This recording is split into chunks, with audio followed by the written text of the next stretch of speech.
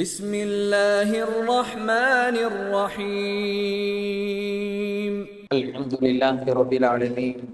الصلاة والسلام على رسوله الأمين وعلى آله وأصحابه الطيبين الطاهرين ومن تبعهم بإحسان إلى يوم الدين. أما بعد، وقال الله تعالى في القرآن الكريم: أعوذ بالله من الشيطان الرجيم، بسم الله الرحمن الرحيم، إنك لعلى خلق عظيم. وقال رسول الله صلى الله عليه وسلم: إنما الأعمال بالنيات. صدق الله وصدق رسول الله صلى الله عليه وسلم. பேரன்பும் பெரும் கருணையும் கொடையும் மிக்க பேருபகாரி அல்லாஹ்விற்கே கோடான கோடி புகழ். நபிகள் நாயகம் முஹம்மது ரசூலுல்லாஹ் ஸல்லல்லாஹு அலைஹி வஸல்லம் அவர்களின் மீதும், அவர்களை பின்பற்றி வாழ்ந்த சஹாபாக்கள், தாபிஈன்கள், தபஉ தாபிஈன்கள், உலமாக்கள், ஷுஹதாக்கள், சாலிஹீன்கள், இங்கு அமர்ந்திருக்கிற நம் அனைவரின் மீதும் அல்லாஹ்வின் அன்பும் அருளும் என்றென்றும் நிறைவாக உண்டாவதாக. அல்லாஹ்வின் கிருபையால் அவனுடைய பொருத்தத்தை நாடியவர்களாக அவனுடைய மாளிகையில் இஅ்திகாஃபுடைய நியத்தோடு அமர்ந்திருக்கிற மார்க்க நண்பர்களே, அல்லாஹ் ஜல்ல ஷானுஹு தஆலா எந்த நல்ல விஷயங்களை தங்களுடைய வாழ்க்கையில் ஏற்று நடக்கும்படி கட்டளையிட்டுள்ளானோ அந்த விஷயங்களை தங்களுடைய வாழ்க்கையில் ஏற்று நடக்கும்படியும், எந்த விஷயங்களை விட்டு விலகி இருக்கும்படி கட்டளையிட்டுள்ளானோ அந்த விஷயங்களை விட்டு விலகி இருக்கும்படியும் எனக்கும் உங்களுக்கும் தக்வாவை கொண்டு இறை எச்சத்தை கொண்டு நசீஹத் செய்தவனாக எனது உரையை ஆரம்பம் செய்கிறேன். அல்லாஹு ஜல்ல ஷானுஹு தஆலா நாம் வாழ வேண்டிய வழிமுறைகளை வல்ல நபி ஸல்லல்லாஹு அலைஹி வஸல்லம் அவர்களின் வாயிலாக நமக்கு வழிகாட்டி இருக்கிறான். நபி ஸல்லல்லாஹு அலைஹி வஸல்லம் அவர்கள் பிறந்த இந்த புனித மாதத்தில் பல்வேறு கோணங்களில் நபி ஸல்லல்லாஹு அலைஹி வஸல்லம் அவர்களை முன்மாதிரியாக நாம் படித்துக் கொண்டிருக்கிறோம். இந்த சூழலில் குடும்பத்தினுடைய விஷயத்திலும் உறவுகள் விஷயத்திலும் எப்படி நடந்து கொள்ள வேண்டும் என்கின்ற படிப்பினையும் முன்மாதிரியும் நபி ஸல்லல்லாஹு அலைஹி வஸல்லம் அவர்களிடத்திலிருந்து கற்க வேண்டிய அவசியமும் இருக்கிற காரணத்தினால் நபி ஸல்லல்லாஹு அலைஹி வஸல்லம் அவர்களினுடைய இல்லத்தில், குடும்பத்தில், உறவுகளோடு என்னென்ன விஷயங்கள் நடந்திருக்கிறது என்பது குறித்த சில விஷயங்களை இன்றைய ஜும்மாவுடைய உரையில் நாம் பார்க்க இருக்கிறோம். அஸ்வத் என்கின்ற ஒரு தாபிஈ ஹஜ்ரத் ஆயிஷா ரலியல்லாஹு தஆலா அன்ஹா அவர்களிடத்திலே வந்து கேட்கிறார்கள். நபி ஸல்லல்லாஹு அலைஹி வஸல்லம் அவர்கள் வீட்டில் இருக்கிற நேரத்தில் என்ன செய்வார்கள் என்பதாக. அதற்கு ஹஜ்ரத் ஆயிஷா ரலியல்லாஹு தஆலா அன்ஹா அவர்கள் சொல்கிறார்கள், நபி ஸல்லல்லாஹு அலைஹி வஸல்லம் அவர்கள் வீட்டில் இருக்கிற போது மனைவிமார்கள் செய்கின்ற காரியங்களுக்கு உதவிகரமாக இருப்பார்கள், தொழும் நேரம் வந்துவிட்டால் வெளியேறி விடுவார்கள் என்பதாக சொல்கிறார்கள்.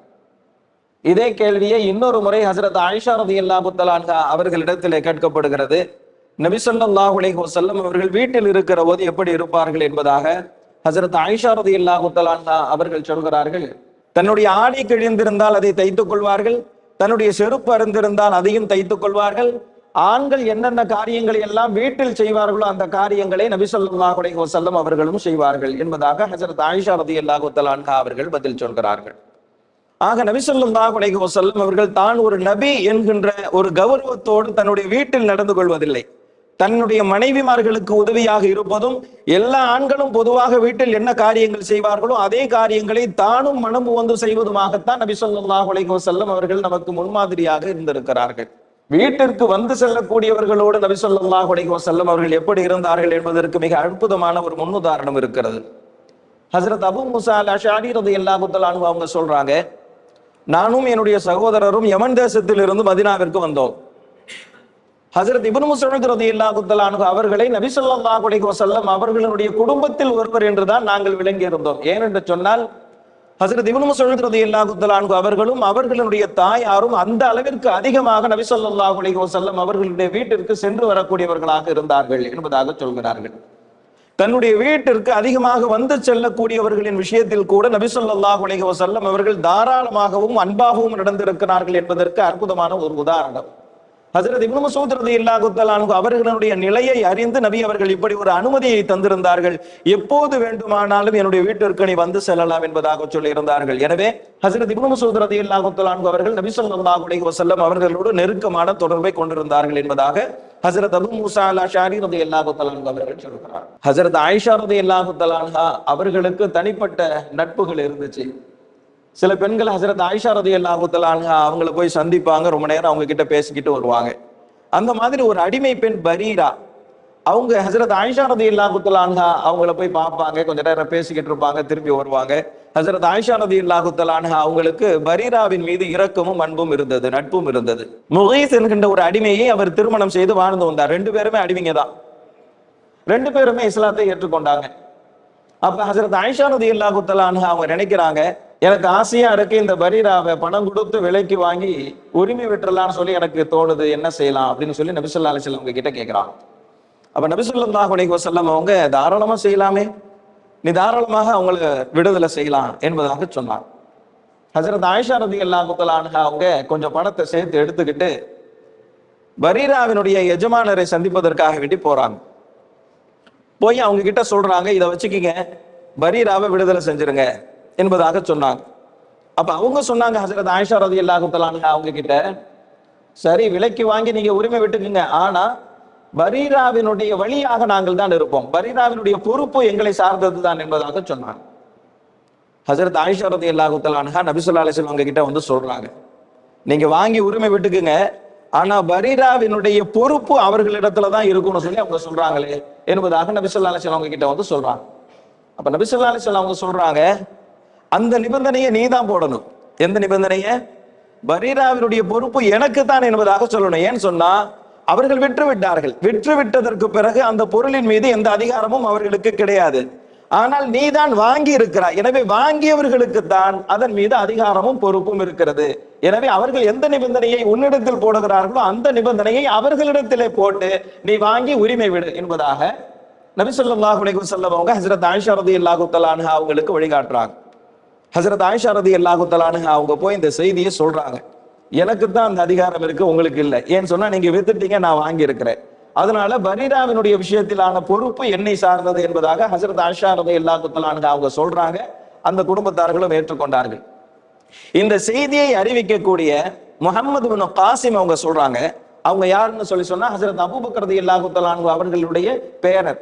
ஹஜரத் அபூபக்கர் ரலியல்லாஹு தஆலா அன்ஹு அவர்களுடைய மகனாருடைய பெயர் முஹம்மத், அவர்களுடைய மகனார் பெயர் காசிம், காசிம் இப்னு முஹம்மது. அவங்க தான் இந்த செய்தியை அறிவிக்கிறாங்க.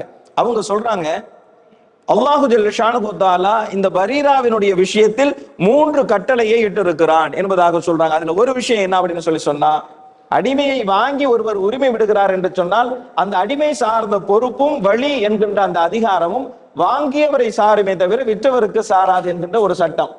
இன்னொரு விஷயம் என்ன அப்படின்னு சொல்லி சொன்னா, ஹஜரத் ஆயிஷா ரலியல்லாஹு தஆலா அன்ஹா அவங்க தான் பரீராவை வாங்கி விடுதலை செஞ்சுட்டாங்க இல்லையா, சுதந்திரமான பெண்ணாக அவங்க ஆயிட்டாங்க இல்லையா.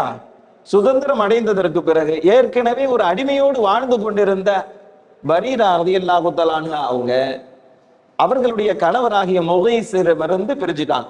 நான் இன்னமே அவர் கூட வாழ போறது இல்லை அப்படின்னு சொல்லி அவங்க என்ன செஞ்சுட்டாங்க, அந்த திருமண பந்தத்தை உடைத்து விட்டு அதிலிருந்து வெளியேறிட்டாங்க. ஆனா முகீஸ் பரீராவின் மீது அடப்பெரும் அன்புள்ளவராக இருந்தார். அவரால் இதை தாங்கிக்கவே முடியல.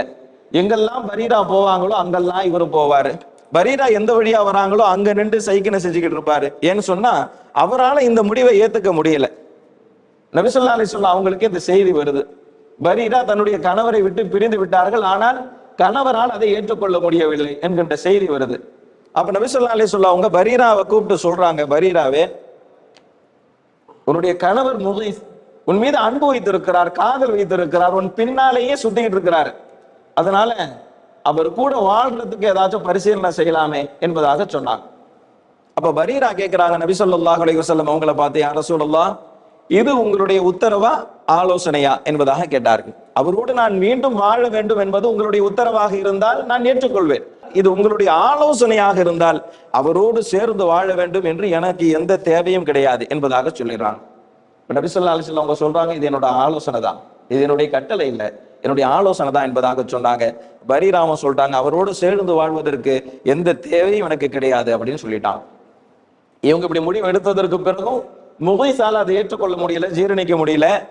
பரீராவுக்கு பின்னாடியே தான் சுத்திக்கிட்டு இருந்தார். நபி ஸல்லல்லாஹு அலைஹி வஸல்லம் அவங்க ஹஜரத் இப்னு அப்பாஸ் ரலியல்லாஹு தஆலா அன்ஹு அவங்க கிட்ட சொல்றாங்க, ஆச்சரியத்தை பாத்தியா, ஆச்சரியத்தை பாத்தியா, முகீஸ் பரீராவின் மீது இப்படி அளப்பெரும் அன்பு வச்சிருக்கிறாரு, ஆனா பரீராவுக்கு முகீஸ் மேல எந்த ஒரு நாட்டமும் இல்லை பாத்தியா என்பதாக நபி ஸல்லல்லாஹு அலைஹி வஸல்லம் அவங்க சொன்னாங்க. இது இரண்டாவது கட்டளை. அல்லாஹு ஜல்ல ஷானஹு வ தஆலா அடிமையாக இருக்கக்கூடிய ஒருவர் ஒரு அடிமையோடு வாழ்ந்து கொண்டிருக்கும் பட்சத்தில் அவர் சுதந்திரம் அடைந்ததற்கு பிறகு அந்த திருமண பந்தத்தை உடைத்து விடக்கூடிய ஒரு அதிகாரம் அந்த பெண்ணுக்கு இருக்கிறது என்கின்ற ஒரு சட்டத்தை பரீராவின் மூலமாக அல்லாஹு ஜல்ல ஷானுஹு தஆலா தெளிவுபடுத்தினார் என்பதாக முஹம்மது பின் காசிம் அவங்க சொல்றாங்க. மூணாவது விஷயம், நபி ஸல்லல்லாஹு அலைஹி வஸல்லம் அவங்க ஒரு தடவை வீட்டுக்கு வராங்க. ஹஜ்ரத் ஆயிஷா ரலியல்லாஹு தஆலா அன்ஹா அவங்களுடைய வீட்டுக்கு வராங்க. நபி ஸல்லல்லாஹு அலைஹி வஸல்லம் அவங்க நேரா கிச்சனுக்கு போறாங்க. சாப்பிட்றதுக்கு ஏதாச்சும் இருக்கான்னு சொல்லிட்டு பானையை திறந்து பார்க்குறாங்க. உள்ள கொஞ்சம் இறைச்சி கறி இருந்துச்சு. பார்த்துக்கிட்டு விசாம என்ன செஞ்சுட்டாங்க, வந்து உட்காந்துக்கிட்டாங்க. கொஞ்சம் நேரம் கழிச்சு ஹஜ்ரத் ஆயிஷா ரலியல்லாஹு தஆலா அன்ஹா அவங்க கிட்ட சாப்பிட்றதுக்கு ஏதாச்சும் எடுத்துட்டு வாங்க அப்படின்னு சொன்னாங்க. ஹஜ்ரத் ஆயிஷா ரலியல்லாஹு தஆலா அன்ஹா வெறும் ரொட்டியை மட்டும் கொண்டு வந்து வச்சா. நபி ஸல்லல்லாஹு அலைஹி வஸல்லம் பார்க்குறாங்க, ரொட்டி மட்டும்தான் இருக்கு. ஹஜ்ரத் ஆயிஷா ரலியல்லாஹு தஆலா அன்ஹா அவங்கள பார்த்து கேட்டாங்க, இந்த இறைச்சி கறி இருந்ததை பார்த்தேனே அப்படின்னு சொல்லி கேட்டாங்க. ஹஜ்ரத் ஆயிஷா ரலியல்லாஹு தஆலா அன்ஹா அவங்க சொல்றாங்க, பரீராவுக்கு யாரோ சதகாவாக கொடுத்தாங்களாம். பரீரா கொண்டு வந்து இங்க கொடுத்தாங்க. சதகாவை பொறுத்த வரைக்கும் உங்களுக்கு ஹராம் தானே, அதனாலதான் கொண்டு வந்து வைக்கல என்பதாக சொன்னாங்க. அப்ப நபி ஸல்லல்லாஹு அலைஹி வஸல்லம் அவங்க சொன்னாங்க, அது பரீராவுக்கு தான் சதகா. பரீரா நமக்கு கொடுத்தது அன்பளிப்பாக தான் கொடுத்திருக்கிறார். பரீராவுக்கு வந்தது சதகா, ஆனால் பரீரா நமக்கு தந்தது அன்பளிப்பாகத்தான் தந்திருக்கிறாங்க. அதனால நான் சாப்பிடலாம் என்று எடுத்துட்டு வாங்கன்னு சொல்லி சொன்னாங்க. ஹஜ்ரத் ஆயிஷா ரலியல்லாஹு தஆலா அன்ஹா அவங்க எடுத்துட்டு வந்து வச்சாங்க. நபி ஸல்லல்லாஹு அலைஹி வஸல்லம் அவங்க சாப்பிட்டாங்க. இது மூணாவது விஷயம். முஹம்மது பின் காசிம் அவங்க சொல்றாங்க, பரீராவின் விஷயத்தில் அல்லாஹு ஜல்ல ஷானுஹு தஆலா 3 விஷயத்தை தெளிவுபடுத்தினான். அதுல இது ஒண்ணு, அவர்களுக்கு வந்தது சதகா, ஆனால் அவர்கள் நமக்கு அன்பளிப்பாக தருகிற காரணத்தினால் அது நமக்கு அது எந்த வகையிலும் அது தடுக்கப்பட்டது அல்ல என்கின்ற அடிப்படையில் நபி ஸல்லல்லாஹு அலைஹி வஸல்லம் அவங்க சாப்பிட்டாங்க. ஏன் சொல்றோம் அப்படின்னு சொல்லி சொன்னா, எல்லா இடங்களிலும் நபி ஸல்லல்லாஹு அலைஹி வஸல்லம் அவர்களுடைய பேணுதல், நபி அவர்களுடைய மென்மை, நபி அவர்களுடைய இங்கிதம், எல்லா விஷயங்களிலும் சாதுரியமாக செயல்படுகின்ற ஆற்றல், இவைகள் அனைத்திலும் நமக்கு படிப்பினை இருக்கிறது. இன்னொரு செய்தி, நபி ஸல்லல்லாஹு அலைஹி வஸல்லம் அவர்களுடைய பெரியத்தா ஹாரிஸ் அப்படின்னு சொல்லி ஒருத்தவங்க இருந்தாங்க. அப்துல் முத்தலிஃப் அவர்களுடைய மகனார்கள் இவங்க எல்லாம். யாரு? நபி ஸல்லல்லாஹு அலைஹி வஸல்லம் உடைய தகப்பனார் அப்துல்லா, அபு தாலிப் அவங்க, அப்பாஸ் அவங்க, ஹம்சா அவங்க, அதே மாதிரி ஒருத்தவங்க தான் ஹாரிஸ். ஹாரிஸினுடைய மகனார் ரபியா துபன் ஹாரிஸ். அவங்களும் நபி ஸல்லல்லாஹு அலைஹி வஸல்லம் அவங்களுடைய பெரிய தந்தை அப்பாஸ் அவங்களும் பேசிக்கிறாங்க. ரெண்டு பேரும் யார்? நபி ஸல்லல்லாஹு அலைஹி வஸல்லம் அவங்களுக்கு நெருக்கமான உறவு முறை. அப்பாஸ் ரலியல்லாஹு தஆலா அன்ஹு அவங்க நபி ஸல்லல்லாஹு அலைஹி வஸல்லம் அவங்களுடைய பெரியத்தா. ரபியா யார் அப்படின்னு சொல்லி சொன்னா பெரியத்தாவினுடைய மகனார், நபி ஸல்லல்லாஹு அலைஹி வஸல்லம் அவங்களுடைய ஒண்ணு விட்ட சகோதரர். அவங்க ரெண்டு பேரும் பேசிக்கிறாங்க. எதை பத்தி அப்படின்னு சொல்லி சொன்னா, தங்களுடைய மகன்களை பத்தி பேசிக்கிறாங்க. ஹஜ்ரத் அப்பாஸ் ரலியல்லாஹு தஆலா அன்ஹு அவங்க தன்னுடைய மகனார் ஃபதுல் இப்னு அப்பாஸ் ரலியல்லாஹு தஆலா அன்ஹு அவங்கள பத்தி பேசுறாங்க. ரபியத் இப்னு ஹாரிஸ் யாரை பத்தி பேசுறாங்கன்னு சொன்னா, அவர்களுடைய மகனார் அப்துல் முத்தலிஃபை பத்தி பேசுறாங்க. அப்துல் முத்தலிஃப் வந்து யாரு? நபி ஸல்லல்லாஹு அலைஹி வஸல்லம் அவங்களுடைய பாட்டனார். ரபியத் இப்னு ஹாரிஸுக்கும் பாட்டனார் தான். பாட்டனாருடைய பேரை தன்னுடைய மகனுக்கு வச்சிருக்கிறாங்க. அதனால அப்துல் முத்தலிஃப் இப்னு ரபியத் இப்னு ஹாரிஸ். சரிங்களா? அப்ப அப்துல் முத்தலிஃப் அவங்கள பத்தி, தன்னுடைய மகனார் அப்துல் முத்தலிஃப் அவங்கள பத்தி பேசுறாங்க. ரெண்டு பேரும் அவங்களுக்குள்ள பேசிக்கிறாங்க. திருமண வயசு வந்துருச்சு, வேலை விட்டு எதுவும் இல்லை, காசு பணம் இல்லை, மகர் கொடுத்து கல்யாணம் பண்ணணும், அதற்குண்டான சூழ்நிலை இல்லை, என்ன செய்யலாம் அப்படின்னு சொல்லி ரெண்டு பேரும் தங்களுக்குள்ள மஷவரா பண்ணிக்கிட்டு இருக்கிறாங்க. அப்ப ரெண்டு பேரும் ஒரு முடிவு பண்றாங்க. ரெண்டு பேரையும் நபி ஸல்லல்லாஹு அலைஹி வஸல்லம் அவங்க கிட்ட போய் விட்டு, ஜகாத்தை வசூல் செய்யக்கூடிய ஒரு பொறுப்பு ஒன்று இருக்குது இல்லையா, அந்த பொறுப்பை இந்த ரெண்டு பேருக்கும் வாங்கி கொடுப்போம். அதற்கென்று சொல்லி ஒரு சம்பளம் ஒன்று கிடைக்கும் இல்லையா, அந்த சம்பளத்தை வச்சு அவர் மகர் கொடுத்து திருமணம் செய்யலாம் என்பதாக இவங்க ரெண்டு பேரும் பேசிக்கிறாங்க. என்ன சொன்னா, ஜகாத்தை வசூல் செஞ்சுட்டு வரக்கூடியவங்களுக்கும் ஒரு ஆமிலீன் அலைஹா என்கின்ற அடிப்படையில் அவர்களுக்கு அதுல இருந்து ஒரு பங்கு இருக்குது இல்லையா. அப்ப அவங்களுக்கு ஒரு தொழில் கிடைச்ச மாதிரி ஆயிடுச்சு, அவங்களுக்கு செட்டில் ஆயிரும் அப்படின்னு சொல்லி இவங்க ரெண்டு பேரும் பேசி முடிவு பண்றாங்க. அந்த நேரத்துல ஹஜ்ரத் அலி ரலியல்லாஹு தஆலா அன்ஹு அவங்க வராங்க. அவங்க யாரு? அவங்க அபூ தாலிப் அவங்களுடைய மகனார். அதாவது இவங்களும் ஒண்ணு விட்ட மகன் தான் இல்லையா. ஆக எல்லாமே சகோதரர்கள் தான் இல்லையா. நபி ஸல்லல்லாஹு அலைஹி வஸல்லம் அவங்களுடைய நெருக்கமான உறவுகள். ஹஜ்ரத் அலி ரலியல்லாஹு தஆலா அன்ஹு அவங்க வர்றாங்க. வந்து என்ன பேசிக்கிட்டு இருக்கீங்க அப்படின்னு கேட்கலாம். அவங்க ரெண்டு பேரும் சொல்றாங்க, இல்ல இந்த ஃபதுல் இப்னு அப்பாஸுக்கும் அப்துல் முத்தலிஃபுக்கும் நபி ஸல்லல்லாஹு அலைஹி வஸல்லம் அவங்க கிட்ட ஏதாச்சும் ஒரு வேலை வாங்கி கொடுக்கலாம் அப்படின்னு சொல்லி முடிவு பண்ணியிருக்கிறோம். என்ன வேலை அப்படின்னு சொன்னா, ஜகாத்தை வசூல் செஞ்சுட்டு வர்றதுக்காக வேண்டி நியமனம் செஞ்சுக்கிட்டு இருக்காங்க இல்லையா, அதுல இந்த ரெண்டு பேரும் நியமனம் செஞ்சா அதுல இருந்து அவர்களுக்கு ஒரு தொகை கிடைக்கும், அதை கொண்டு இவர்கள் திருமணம் செய்வாங்க இல்லையா என்பதாக இவங்க ரெண்டு பேரும் ஹஜ்ரத் அலி ரலியல்லாஹு தஆலா அன்ஹு அவங்க கிட்ட சொல்றாங்க. அப்ப ஹஜ்ரத் அலி ரலியல்லாஹு தஆலா அன்ஹு அவங்க சொல்றாங்க, வேணாம், இந்த காரியத்தை செய்ய வேணாம். நிச்சயமாக நபி ஸல்லல்லாஹு அலைஹி வஸல்லம் அவங்க இந்த வேலையை இந்த ரெண்டு பேருக்கும் தரமாட்டாங்க. அதனால இந்த பேச்சை அப்படியே விட்டுருங்க, நீங்க முயற்சி எதுவும் பண்ண வேணாம் அப்படின்னு சொல்லி சொல்றாங்க. அப்ப அவங்க 2 பேரும் சொல்றாங்க, நீங்க விசாம இருங்க, நபி ஸல்லல்லாஹு அலைஹி வஸல்லம் கிட்ட நாங்கெல்லாம் போய் கேட்கிறோம், நீங்க விசாம இருங்க அப்படின்னு சொல்றாங்க. அப்ப ஹஜ்ரத் அலி ரலியல்லாஹு தஆலா அன்ஹு அவங்க சொல்றாங்க, நான் ஹசனுடைய தந்தை, நபி ஸல்லல்லாஹு அலைஹி வஸல்லம் அவங்களோட நெருக்கமாக இருக்கக்கூடியவன். நபி ஸல்லல்லாஹு அலைஹி வஸல்லம் அவங்க என்ன முடிவு எடுப்பாங்கன்னு சொல்லி எனக்கு தெரியும். நபி ஸல்லல்லாஹு அலைஹி வஸல்லம் அவங்க செய்ய மாட்டாங்கன்னு சொல்லி நான் சொல்றேன், செய்வாங்கன்னு சொல்லி நீங்க சொல்றீங்க, பரவாயில்ல.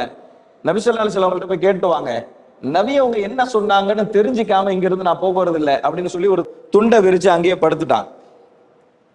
இவங்க 2 பேரும் தன்னுடைய பிள்ளைங்க 2 பேரையும் நபி ஸல்லல்லாஹு அலைஹி வஸல்லம் கிட்ட அனுப்பி விடுறாங்க. ஃபதுல் இப்னு அப்பாஸ் அவங்களையும் அப்துல் முத்தலிப் ரலியல்லாஹு தஆலா அன்ஹுமா 2 பேரையும் அனுப்பிச்சு விடுறாங்க. 2 பேரும் நேரா பள்ளிவாசலுக்கு வந்து நபி ஸல்லல்லாஹு அலைஹி வஸல்லம் அவங்க எங்க இருக்காங்கன்னு சொல்லி விசாரிக்கிறாங்க. நபி ஸல்லல்லாஹு அலைஹி வஸல்லம் அவங்க இன்னைக்கு ஸைனப் ரலியல்லாஹு தஆலா அன்ஹா அவங்களுடைய முறை அவங்களுடைய வீட்டுக்கு தான் போயிருப்பாங்கன்னு சொல்றாங்க. 2 பேரும் நேரா ஹஜ்ரத் ஸைனப் ரலியல்லாஹு தஆலா அன்ஹா அவங்களுடைய வீட்டுக்கு வந்துட்டாங்க. வந்து பார்த்தாங்க, நபி ஸல்லல்லாஹு அலைஹி வஸல்லம் அவங்க வெளியே போயிருந்தாங்க, இன்னும் வீட்டுக்கு வரல. கொஞ்ச நேரத்துல நபி ஸல்லல்லாஹு அலைஹி வஸல்லம் அவங்களும் வீட்டுக்கு வந்தாங்க. உள்ள வரும்போது 2 பேரும் நிக்கிறாங்க. 2 பேருடைய காதையும் பிடிச்சி அன்பாக நபி ஸல்லல்லாஹு அலைஹி வஸல்லம் கேட்கிறாங்க, 2 பேரும் என்ன விஷயத்துக்காண்டி வந்திருக்கிறீங்க அப்படின்னு சொல்லி கேட்கிறாங்க. அப்ப அப்துல் முத்தலிப் சொல்றாரு, அவர் சொல்லுவார் அப்படின்னு. ஃபதுல் இப்னு அப்பாஸ் சொல்றாரு, அவரு சொல்லுவார் அப்படின்னு. இவர் சொல்லுவார்னு சொல்றாரு, இவர் சொல்லுவார்னு சொல்றாரு. 2 பேருமே சொல்லாம நிக்கிறாங்க. ஏன்னு சொன்னா ஹஜ்ரத் அலி ரலியல்லாஹு தஆலா அன்ஹு அவங்க தான் குறுக்க வந்து நபி ஸல்லல்லாஹு அலைஹி வஸல்லம் அவங்க இதெல்லாம் செய்ய மாட்டாங்கன்னு வேற சொல்லியிருக்காங்க இல்லையா, அதனால ஒரு தயக்கம். அந்த தயக்கத்துல அவர் சொல்லுவார், இவர் சொல்றாரு, இவர் சொல்லுவார்னு அவங்க சொல்றாங்க. நபி ஸல்லல்லாஹு அலைஹி வஸல்லம் சொல்றாங்க, யாராச்சும் ஒருத்தவங்க சொல்லுங்க அப்படின்னு சொல்லி. அதுக்கப்புறம் நபி ஸல்லல்லாஹு அலைஹி வஸல்லம் அவங்க கிட்ட சொல்றாங்க, எங்களுடைய தந்தைமார்கள் முடிவு பண்ணாங்க, எங்க 2 பேருக்கு வேலை வெட்டி இல்லை, திருமணம் செய்யற காலம் வந்துருச்சு, மகர் கொடுக்கணும், ஏதாச்சும் சம்பாத்தியம் இருந்தாதான் சரி வரும், அதனால ஜக்காத்து வசூல் செய்வதற்கு உண்டான வேலையை எங்கள்கிட்ட கொடுத்தீங்கன்னு சொன்னா அதன் மூலமாக நாங்க ஜக்காத்தை வசூல் செஞ்சு கொண்டு வந்து கொடுப்போம், எங்களுக்கு ஒரு வேலை கிடைக்கும், எங்களுக்கும் திருமணம் நடக்கும் அப்படின்னு சொல்லி சொல்றாங்க. சொன்ன உடனே நபி ஸல்லல்லாஹு அலைஹி வஸல்லம் அப்படி அமைதியா இருக்கிறாங்க. இவங்க 2 பேரும் சொல்றது பின்னாடி இருந்து ஹஜ்ரத் ஸைனப் ரலியல்லாஹு தஆலா அன்ஹா கேட்டுக்கிட்டு தான் இருக்கிறாங்க. பின்னாடி இருந்து அந்த 2 பேரை பார்த்து செய்கனை காட்டுறாங்க, அமைதியா இருங்க, இதை அப்படியே விட்டுருங்க, பேசாதீங்க அப்படின்னு சொல்லி என்ன செய்யறாங்க, பின்னாடி இருந்து ஹஜ்ரத் ஸைனப் ரலியல்லாஹு தஆலா அன்ஹா அவங்க சைக்கிணையின் மூலமாக பேசாதீங்க, விட்டுருங்க அப்படின்னு சொல்லி சொல்றாங்க. ஏன்னு சொன்னா அவங்களுக்கும் தெரிஞ்சிருக்குது நபி ஸல்லல்லாஹு அலைஹி வஸல்லம் அவங்க என்ன முடிவு எடுப்பாங்கன்னு சொல்லி. கொஞ்ச நேரம் அமைதியா இருந்தாங்க. அமைதியா இருந்துட்டு என்ன சொன்னாங்க, நீங்க போய் நௌஃபல் இப்னு ஹாரிஸ்னு சொல்லி ஒருத்தவங்க இருக்கிறாங்க, அவங்களை போய் அழைச்சிட்டு வா. நௌஃபல் இப்னு ஹாரிஸ் யார் அப்படின்னு சொல்லி சொன்னா ரபியத்து இப்னு ஹாரிஸனுடைய சகோதரர், அதாவது அப்துல் முத்தலிப் அவங்களுக்கு சச்சா. இவங்க என்ன செய்யறாங்க, அப்துல் முத்தலிப்ட்ட சொல்லி நௌஃபல் இப்னு ஹாரிஸை போய் அழைச்சிட்டு வா அப்படின்னு சொல்லி சொன்னாங்க. இவங்க போய் நௌஃபல் இப்னு ஹாரிஸை அழைச்சிட்டு வந்துட்டாங்க. ஃபதுல் இப்னு அப்பாஸ் ரலியல்லாஹு தஆலா அன்ஹு அவங்க கிட்ட சொல்லி என்ன செஞ்சாங்க, மஹ்மியா அப்படின்னு சொல்லி ஒருத்தர் இருக்கிறாரு, அவரை போய் அழைச்சிட்டு வாங்கன்னு சொல்லி சொன்னாங்க. இவர் போய் மஹ்மியா அவங்கள அழைச்சிட்டு வந்துட்டாங்க. அந்த 2 பேரை பார்த்து நபி ஸல்லல்லாஹு அலைஹி வஸல்லம் சொல்றாங்க, உங்களுடைய மகளார அப்துல் முத்தலிப் அவங்களுக்கு திருமணம் செஞ்சு கொடுங்க. மஹ்மியாவை பார்த்து சொன்னாங்க, உங்களுடைய மகளை ஃபதுல் இப்னு அப்பாஸுக்கு திருமணம் செஞ்சு கொடுங்க அப்படின்னு சொல்லி சொன்னாங்க. அவங்க 2 பேரும் சந்தோஷமாக அதை ஏற்றுக்கொண்டாங்க. நபி ஸல்லல்லாஹு அலைஹி வஸல்லம் சொல்றாங்க, கனீமத்தினுடைய பொருள் 5ல் ஒரு பகுதி எனக்குன்னு சொல்லி இருக்குது இல்லையா, அதிலிருந்து மகராக எடுத்துக்கொள்ளுங்கள், இவங்களுடைய திருமணத்துக்கு நீங்க செலவு செஞ்சுக்கங்க அப்படின்னு சொல்லிட்டாங்க. சொல்லி முடிச்சிட்டு அந்த 2 பேரை பார்த்து நபி ஸல்லல்லாஹு அலைஹி வஸல்லம் சொல்றாங்க, நம்முடைய குடும்பத்தார்களுக்கு சதக்காவை தொடக்கூடாது, நம்முடைய குடும்பத்தார்கள் சதக்காவை தொடக்கூடாது. ஜக்காத்துடைய விஷயத்துல நமக்கு கிடைக்கிறது என்னதான் வரும், ஒரு ஆமிலூன அலைகா என்கின்ற அடிப்படையில ஜக்காத்தினுடைய ஒரு பகுதி தான் நமக்கு கூலியாக கிடைக்கும். அதனால அது ஒரு அசுத்தம், அதை நாம தொடக்கூடாது என்பதாக நபி ஸல்லல்லாஹு அலைஹி வஸல்லம் அழகிய முறையில் சொல்லி அவர்களை அனுப்பினார்கள். வந்தவர்களினுடைய தேவையையும் நிறைவேற்றிவிட்டு சொல்ல வேண்டியதையும் சரியாக சொல்லி எந்த வகையிலும் அதிகார துஷ்பிரயோகம் செய்யாமல் மிக பேணுதலாக நடந்து கொண்ட நபி ஸல்லல்லாஹு அலைஹி வஸல்லம் அவர்களுடைய எல்லா அசைவுகளிலும் நமக்கு முன்மாதிரி இருக்கிறது என்பதற்கு இதை விட அற்புதமான உதாரணங்கள் தேவையில்லை. இங்க நபி ஸல்லல்லாஹு அலைஹி வஸல்லம் என்ன செஞ்சிருக்கலாம், தன்னுடைய குடும்பத்தார்கள் என்கின்ற அடிப்படையில ஒரு துஷ்பிரயோகம் செய்திருக்கலாம், அந்த வேலையை வாங்கி கொடுத்திருக்கலாம். இல்லை, பேணுதல். நபி ஸல்லல்லாஹு அலைஹி வஸல்லம் பசியோட போய்கிட்டு இருக்கிறாங்க, ஒரு பேரித்த பழம் கிடைக்குது, நபி ஸல்லல்லாஹு அலைஹி வஸல்லம் அவங்களுக்கு எடுத்து சாப்பிடணும் போல தோணுது. நபி ஸல்லல்லாஹு அலைஹி வஸல்லம் சொல்றாங்க, இது சதக்காவினுடைய பேரித்தம் பழமாக இருக்குமோ என்கின்ற பயத்தால் நான் அதை சாப்பிடல என்பதாக நபி ஸல்லல்லாஹு அலைஹி வஸல்லம் சொன்னாங்க. பசியோடு இருக்கிற போது ஒரு ஒற்றை பேரித்தம் பழத்தை சாப்பிடுவதில கூட பேணுதல். ஆக நபி ஸல்லல்லாஹு அலைஹி வஸல்லம் அவர்களுடைய இல்லத்தில், அவர்களின் குடும்பத்தில், உறவுகளோடு நடந்து கொண்ட நடைமுறைகளில் நமக்கு எல்லா வகையிலும் படிப்பினை இருக்கிறது, முன்மாதிரி இருக்கிறது. எனவே இந்த புனித மாதத்தில் நபி ஸல்லல்லாஹு அலைஹி வஸல்லம் அவர்கள் குறித்து நிறைய பேசுகிறோம். ஆனால் அதிலிருந்து படிப்பினை பெற வேண்டும். சிறந்த புரிதலோடு அல்லாஹு ஜல்ல ஷானஹு தஆலா நபி ஸல்லல்லாஹு அலைஹி வஸல்லம் அவர்களை பின்பற்றுகிற பாக்கியத்தை நமக்கு தந்தருள்வானாக. வ ஆகிர் தஅவானா அல்ஹம்துலில்லாஹி ரப்பில் ஆலமீன். அஸ்ஸலாமு அலைக்கும் வரஹ்மத்துல்லாஹி வபரகாத்துஹு. பள்ளிவாசலின் பராமரிப்பிற்காக வேண்டி தாராளமாக உதவி செய்யுங்கள். அல்லாஹு ஜல்ல ஷானஹு தஆலா நாம் செய்யக்கூடிய உதவிகளுக்கு நிரப்பமான நற்கூலியை வழங்குவானாக.